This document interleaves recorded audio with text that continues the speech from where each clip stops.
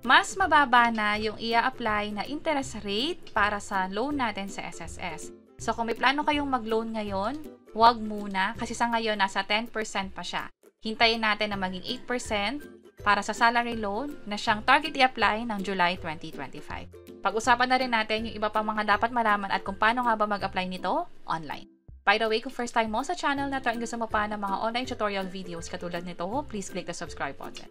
Kapag nag-apply ng loan sa SSS, dito sa disclosure, makikita mo yung loanable amount mo at magkano yung ikakaltas doon sa ni-loan mo. That's why ang makukuha mo na lang pera ay mas mababa. Kung 40,000 pesos, nasa 38,975 yung makukuha mong pera. Yan ay kung nasa 10.47% yung interest rate. Pero pag mas mababa pa, naging 8% na lang, mas mataas na yung mauuwi mong pera at mas mababa naman yung amortization mo kada buwan. So, kung hindi ka naman nagmamadali, halimbawa, hindi naman emergency yung dahilan ng paghiram ng pera, pwedeng hintayin yung maging 8%. Pero, kung talagang kailangan ng i-process yung loan sa SSS para nga naman magamit na, pwede naman, bali pumunta lang kayo sa SSS online, sss.gov.ph at mag-login sa SSS. Ilagay dito ang user ID at password. Mag-login gamit yung OTP na ipapadala sa phone or sa Google Authenticator, meron din. Depende kung na-set up na. Click ko yung login. Mula dito, pwede nang mag-loan. Paano? Pumunta lang sa loan, salary loan.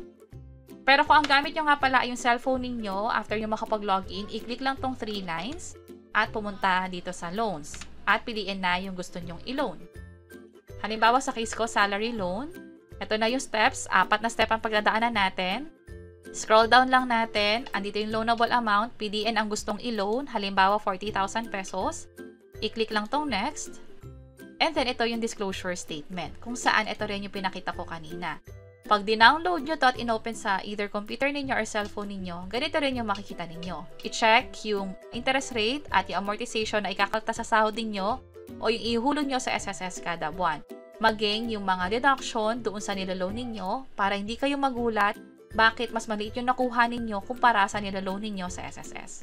Dito rin nakalagay yung iba pang requirements para nga naman makapag-loan at ano yung mangyayari o magkano yung penalty at interest kung sakaling late sa pagbayad sa SSS loan. At kapag okay na, dito sa step 2, scroll down lang, i-check itong I have read and then click next. Itong pera na to ay itatransfer sa bank account na in-enroll ko sa SSS, which is ito. Pag-usapan natin mamaya yung sa bank account. Check natin to. And then, click ko tong submit. I-check lang to at i-click ang OK. Kung sakaling empleyado kayo, kailangan nyong i-notify yung HR ninyo na nag-apply kayo ng loan sa SSS para i-certify nila sa side nila at ma-process na nga ng SSS o i-review at i-approve na nga. By the way, kung may tanong kayo na gano'n kaya katagal bago ito mapunta sa bank account ko, kapag na-approve na ng SSS yung niloloan ninyo, tatakbo ito ng 3 to 5 working days para sa online application, which is yung ginagawa natin. Kapag over-the-counter, mas matagal, 5 working days yung sinasabi nila dito. So kapag online application, required na may SSS online account ka at dapat meron ka na ring bank account na naka-enroll sa SSS. At ano yung bank account na yon? Dito sa services, disbursement account, i-check lang natin to, click proceed, and then piliin lang dito yung bank account na meron ka. Halimbawa, BPI. Siguraduhin lang na active ito, nakapangalan sa iyo, at pwedeng makareceive ng perang padala via PesoNet transfer. Ilagay dito yung bank account sa BPI, twice siyang i-enter, at i-click itong next. Magkakaroon ng error dito na kung sakaling deactivated, hindi na pwedeng i-enroll yung bank account sa SSS. That's why i-double check kung tama yung bank account na in-enroll dito. Kapag okay na, click tong next. At ito na yung mga dapat na isubmit sa SSS. Document type, ano yung patunay na sa'yo talaga yung bank account na yon. Pwedeng yung ATM card na may account number, pwedeng deposit slip, i-upload lang siya dito. Pwede rin naman yung screenshot ng online application, pwede rin naman passbook, andun dapat yung pangalan at yung account number, foreign remittance receipt, bank certificate pwede din, ATM card, ito yung halimbawa niya. Dapat merong account number na nakalagay dito. Halimbawa, deposit slip. And then, next naman ay yung ID. Para sa ID, i-upload lang siya dito. Kung meron kayong SSS ID or UMID, pwede din yon. Ito pa yung ibang ID na tinatanggap ng SSS. Next naman ay yung selfie. Hawak yung document na to, yung ginamit nyo rito at yung ID na in-upload nyo dito. At kapag na-upload na, i-click lang tong next.